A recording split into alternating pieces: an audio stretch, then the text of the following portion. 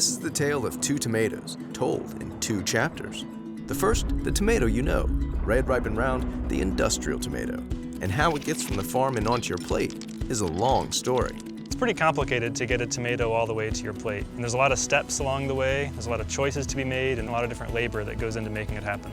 The first step is to pick the right seed to plant. For industrial tomatoes, it's often about finding the variety that'll ripen really evenly, be durable. So you pick a seed, you plant it in a greenhouse, and it'll either be prepared for transplanting at about 5 or 6 weeks, or it'll be raised entirely in a greenhouse. Greenhouses are great. The sun shines in, warming the plants and air inside. The roof and walls trap some of that heat, while the rest escapes at night. About half of our tomatoes eaten in the United States are greenhouse grown. But to maintain the perfect temperature to grow tomatoes, you need lots of heating and cooling, and that takes energy. Sidebar, much of our energy comes from fossil fuels like coal, natural gas, and oil. Burning them creates carbon dioxide, a naturally occurring and very important, wait for it, greenhouse gas. Greenhouse gases in our planet's atmosphere trap the sun's heat, kind of like our tomatoes' greenhouse, and keep things nice and warm. But too much greenhouse gas in our planet's heating and cooling system doesn't work as well. Sidebar over. So growing tomatoes takes energy, in the greenhouse or out. If you're going to put it outside, you've got to prepare the soil, so fertilizer, pH, other soil amendments, get it ready. Plant it in the ground, stake it so it can get ready to get tall. So it'll be growing, going along. Often it'll be sprayed for pests, so that could be more herbicide, it can be pesticide for fungus, insects, bacteria.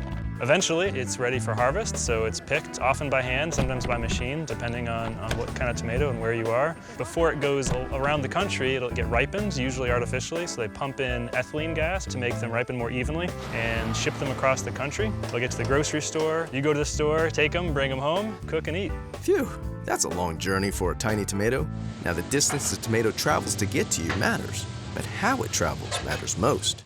So I live in Washington, D.C., and food can come by boat through the Atlantic Ocean, and it's actually relatively low emissions compared to shipping it by truck all the way across from California.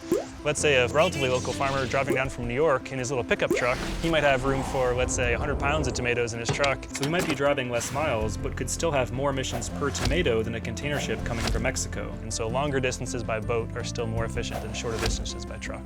This is where we get the phrase food miles, the distance traveled from farm to fork.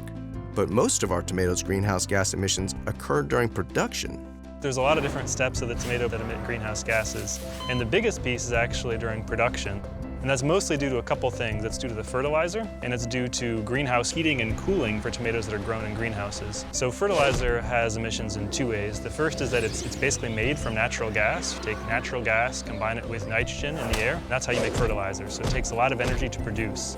Then when you put it on the field, as the field gets wet, some of that fertilizer breaks down and goes back into the air as nitrous oxide, and that's a greenhouse gas 300 times stronger than carbon dioxide. Now we've just been talking tomatoes. Think about the rest of your food. The average American eats about 2,000 pounds of food a year, so what we eat has a massive impact on our planet's greenhouse. So trying to think about how to limit the carbon footprint of your food can be overwhelming. There's a lot of information to consider, and even for someone like me who works in the field, I don't always know what to do. The important thing is not to get too focused on being perfect and just be thinking about where your food comes from. So that's chapter 1, the tomato we know. There are other tomatoes out there though. Next up, chapter 2, the tomato we grow.